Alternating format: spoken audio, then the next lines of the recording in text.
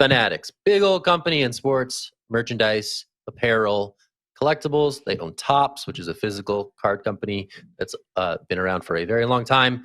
They also were the majority owner of a digital platform called Candy that provided NFTs in the sports realm, famously in MLB, but also in other arenas. They are out of this thing entirely. They're selling their 60% stake. They don't want nothing to do with it.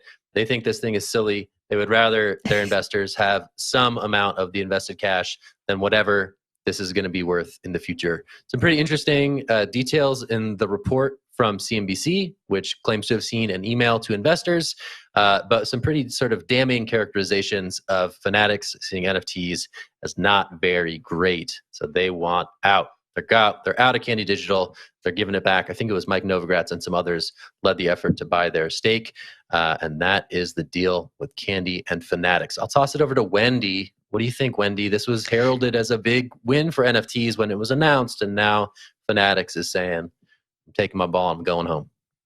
The thing is like with crypto and NFTs, Bitcoin, it's kind of a long-term thing. You can't just come in for like a couple months and expect to make it, expecting things to go through.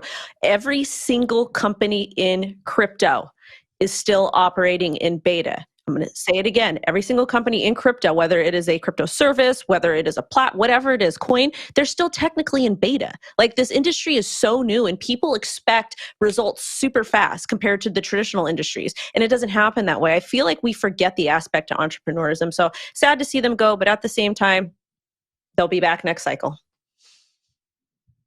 That was exactly my take. I was like, Fanatics was here for a good time, not a long time. They're out. There was a quote from the CEO, Michael Rubin, who cited an imploding NFT market that's seen precipitous drops in both transaction volumes and prices for standalone NFTs. It just makes me think that they didn't really get the point. They were part of the FOMO group, the hype cycle. I think there are probably a lot of NFT projects that got spun up over the bull cycle that have been scrapped by a lot of major brands, and they'll be back. Fanatics, they've sold their 60%. They can partner with another marketplace. Candy doesn't only do sports NFTs, though. They also were responsible for the Netflix Stranger Things NFTs, so maybe we're going to see some more entertainment NFTs on that platform. But Zach, what do you think?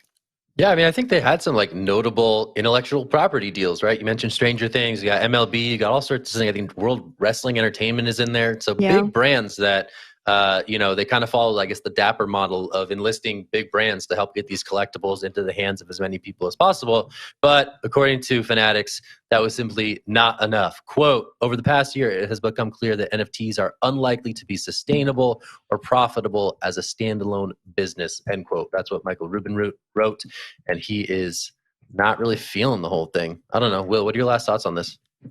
Get out of here. Yeah, last thoughts on it. Interesting to see Galaxy jump into this again. Galaxy's been making a lot of moves during the bear market, so definitely a firm to be watching.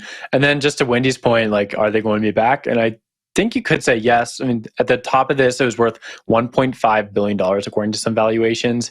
And if we look at NFT marketplaces, you can assume about 80 to 90% off of that. If you look at Fanatics, which had like a lot of different corporation side of this thing, not really crypto native, probably look at that and be like, yeah, this is a nice write-off, which just cut it, peace, let's get out of here. I think a lot of crypto natives would be like, hey, we're only down 85%. That's not too bad.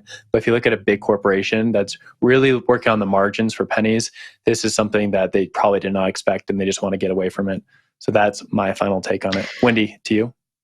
My final take is that when Netflix releases the documentary or Amazon Prime or whoever on SBF and FTX, they're going to need this platform. It's going to be important. They're going to make NFTs based off of that. Come on, man.